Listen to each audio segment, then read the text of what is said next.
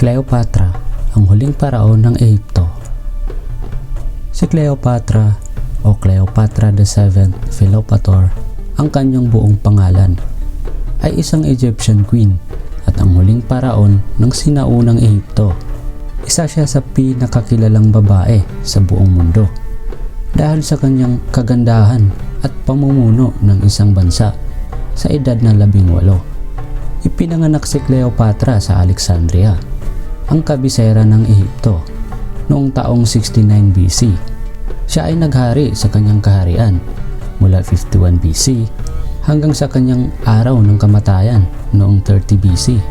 Si Cleopatra ay nagmula sa Ptolemaic Dynasty, isang Macedonian Greek royal family na namuno sa kahariang Ptolemaic sa Ehipto, na tumagal ng 275 years mula 305 BC hanggang 30 BC.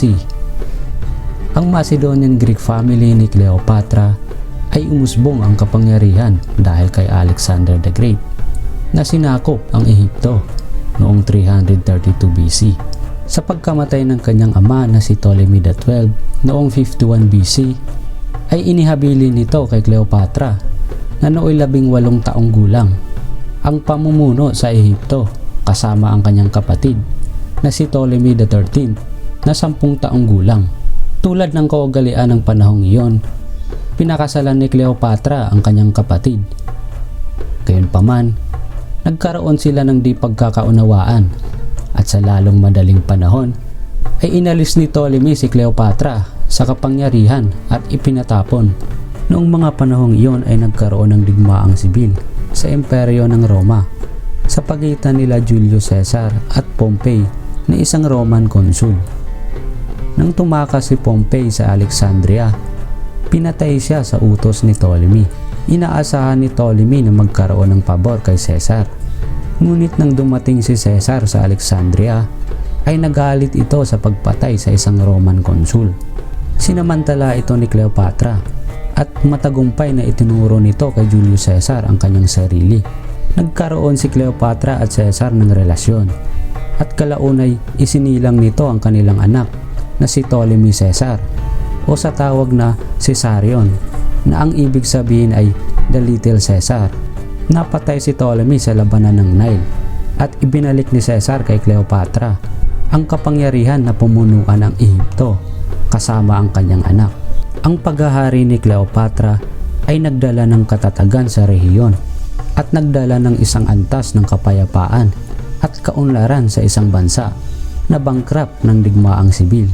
Bagaman siya ay pinalaki upang magsalita lamang ng Griego tulad ng kanyang pamilya, sa kabaligtaran ay natutunan ni Cleopatra na magsalita ng lengguwaheng Ehipto at kinakatawan ang kanyang sarili bilang muling pagkakatawang tao ng isang diyosa ng Ehipto na si Isis. Kalaunan ay sinundan ni Cleopatra si Caesar sa Roma, ngunit nagbalik sa Ehipto noong 44 BC. Kasunod ng pagkapatay kay Caesar, si Cleopatra ay muling umibig sa nooy namuno sa Roma na si Mark Antony.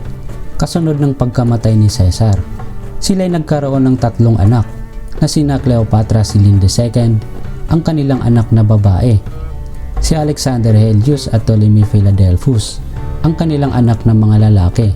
Tulad ni Caesar, si Mark Antony ay dumaan sa mga matinding digmaan sa Roma. Ang kanyang karibal ay ang pamangkin ni Caesar na si Gaius Octavius, na kilala sa tawag na Octavian, na kalaunay naging si Emperor Caesar Augustus. Ang antagonismo sa pagitan ni Mark Antony at Octavius ay lumago sa digmaang sibil. At noong 31 BC, sumali si Cleopatra sa kanyang puwersa sa Ehipto kasama ang puwersa ng Roma ni Mark Antony at nilabanan ang mga puwersa ni Octavian sa kanlurang baybayin ng Greece. Sa labanang iyon ay natalo sina Cleopatra at Mark Antony at bahagyang nakatakas pabalik sa Ehipto.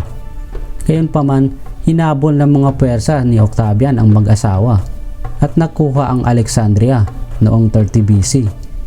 Nang walang posibilidad na makatakas, si Cleopatra at Mark Antony ay parehong napasakamay ni Octavian. Hindi nagtagal ay kumalat ang ulat na si Mark Antony ay kinitil nito ang sariling buhay. At nang matanggap ni Cleopatra ang ulat, ay nagpakamatay ito sa pamamagitan ng pagpapatuklaw sa isang makamandag na ahas. Si Cleopatra at Mark Antony ay kapwa nagpakamatay noong August 12, 30 BC at sila'y inilibing ng magkasama. Nang maglaon ay pinatay ni Octavian ang anak ni Cleopatra na si Caesarion na siyang pagtatapos sa dinastiya ng Queen of Egypt na si Cleopatra. Si Cleopatra ay lubos na kilala dahil sa kanyang kagandahan, dahil sa pagtatanghal sa sulat ni William Shakespeare na pinamagatang Antony and Cleopatra ay parang naging immortal ang kanyang buhay.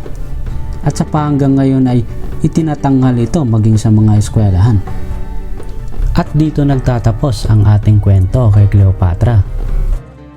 Marami pong salamat sa panonood at abangan ang ating susunod na video.